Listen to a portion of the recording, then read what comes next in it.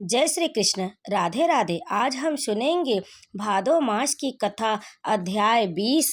एक बार अपनी दासी को कोई दूसरा कार्य करते देखकर माता यशोदा स्वयं दही मथने लगी।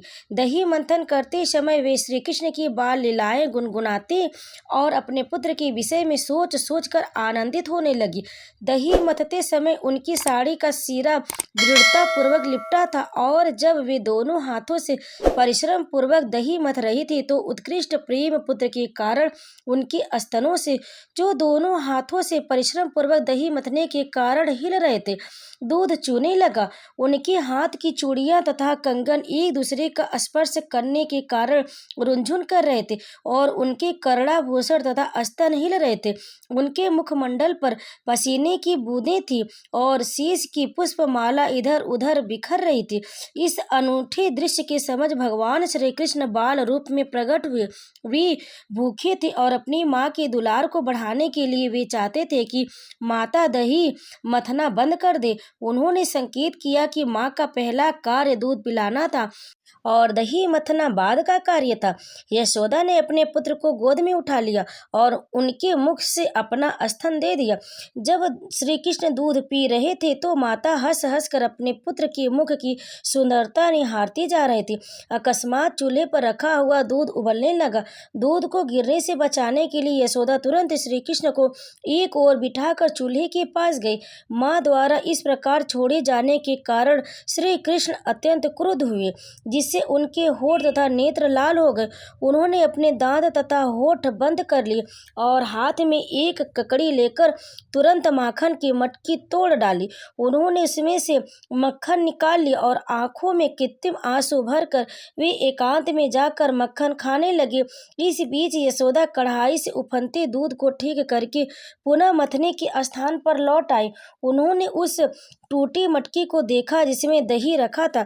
चूंकि उन्हें अपना पुत्र नहीं दिखाई दिया था, वे समझ गए कि यह कार्य उसी का है। वे हंसने लगी और सोचने लगी, बालक बहुत चतुर है। मटकी तोड़कर इस स्थान से दंड के भय से चला गया। चारों ओर ढूंढने के बाद उन्होंने उसे लकड़ी के एक उल्टे रखे बड़े उखल पर बैठा पाया। वे छत से टंगे झूले पर लटके एक छींके के मक्खन निकाल निकाल बंदरों को खिला रहे थे। उन्होंने देखा कि श्री कृष्ण अपने नटखट स्वभाव के कारण उनसे डर कर इधर उधर देख रहा है। अपने पुत्र को इस तरह व्यस्त देखकर वे चुपचाप पीछे से आई, किंतु श्री कृष्ण ने तुरंत ही देख लिया कि उनकी माता हाथ में छड़ी लेकर उनकी ओर आ रही। अतः वे तुरंत उखल के उतर कर डर के मारे भाग चले।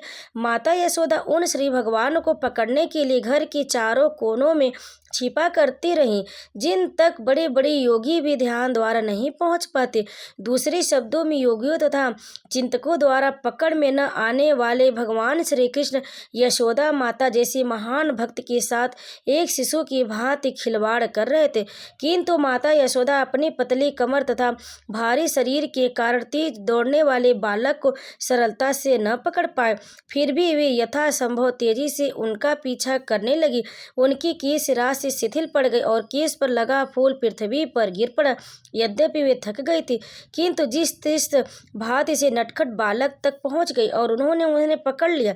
जब श्री कृष्ण पकड़े गए तो वे रोआओं से हो गए। वे अपनी आंखें हाथों से मलने लगी जिनमें काला काजल लगा हुआ था। बालक ने अपने पास खड़ी अपनी माता के मुख को देखा और भय के कारण उनकी आंखें बेचैन हो उठी।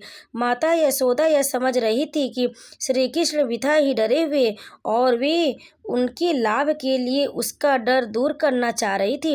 अपने पुत्र की सर्वाधिक हितैषणी माता यशोदा सोचने लगी, यदि यह बालक मुझसे अत्यधिक डर गया है तो उसे कहीं कुछ हो न जाए। तब यशोदा ने छड़ी फेंक दी। उसे दंड देने के लिए उन्होंने रस्सी में से उनके दोनों हाथ बांधने की ठानी।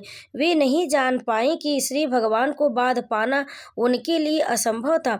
माता सोच रही थी कि श्री कृष्ण छोटा सा शिशु है, यह वह जान नहीं पाए कि यह बालक अनंत है, जिनका न तो अभ्यंतर है, न ब्रह्म, न आदि और न अंत। वे असीम तथा सर्वव्यापी है।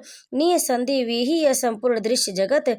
फिर भी यशोदा जी श्री कृष्ण को अपना नन्हा मुन्ना ही समझ रही थी।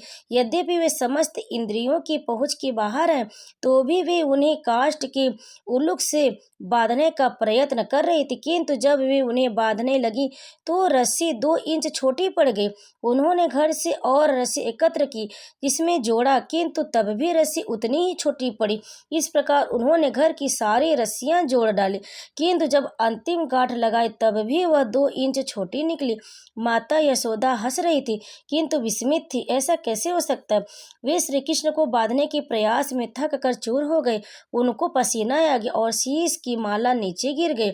तब माता को इतना श्रम करते देख श्री कृष्ण को दया आ गई और वे रस्सी द्वारा बांधे जाने के लिए राजी हो गए। श्री कृष्ण माता यशोदा के घर में एक मानवीय बालक की भांति अपनी चुनी हुई लीलाएं कर रहे थे। निसंदेह श्री भगवान को अपने वश में कौन कर सकता है? शुद्ध भक्त भगवान के चरण कमलों पर स्वयं को अर्पित कर देता, चाहे वे उसकी रक्षा करे या उसे मिटा दे, किंतु भक्त अपने शरणागत पद को कभी नहीं भूलता। इसी प्रकार भगवान भी अपने भक्त की रक्षा करने के दिव्य प्रसन्नता का अनुभव करते हैं। इसका प्रत्यक्ष उदाहरण श्री कृष्ण द्वारा माता यशोदा के प्रति समर्पण है।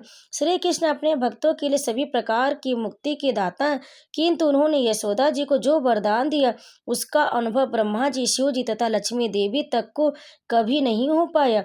श्री भगवान जो नंद महाराज तथा यशोदा के पुत्र के रूप में विख्यात है, योगियों तथा चिंतकों तक के लिए भी कभी पूर्ण रूपे यज्ञ नहीं है, किंतु भक्तों के लिए सहज सुलभ।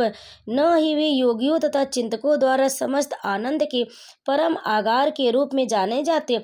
अपने पुत्र को बांध देने के बाद यशोदा गृह कार्य में लग गए।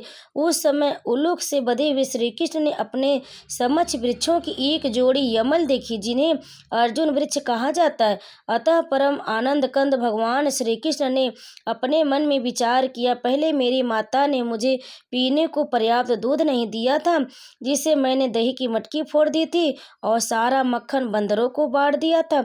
अब उन्होंने मुझे काष्ठ के उल्लुक में बांध दिया, अतः मुझे पहले ही अधिक शैतानी का कार्य करना चाहिए। अतः उन्होंने अत्यंत ऊंचे अर्जुन वृक्षों की जोड़ी को धराशायी करने का विचार किया। अर्जुन वृक्षों की इस जोड़ी के पीछे इतिहास है। अपने पूर्व जन्म में ये वृक्ष कुबेर के पुत्र रूप में मानव शरीर धारण करके उत्पन्न हुए थे और इनके नाम नलकुवर तथा मणिग्रीव थे। सौभाग्यवश इन पर भगवान की दृष्टि पड़ी। अपने पूर्व जन्म में इन्हें नारद ऋषि ने श्राप दिया था, क्योंकि ये मद से चूर होकर अपना कर्तव्य भूल गए थे। किंतु श्री नारद मुनि के श्राप के साथ ही यह वर भी दिया था कि भगवान श्री कृष्ण के दर्शन प्राप्त करने से उनका उद्धार हो सकेगा। यह कथा अगले अध्याय में अवश्य सुने। तब तक आप सभी पर भगवान श्री कृष्ण की कृपा सदैव बनी रहे। जय श्री कृष्ण। राधे राधे।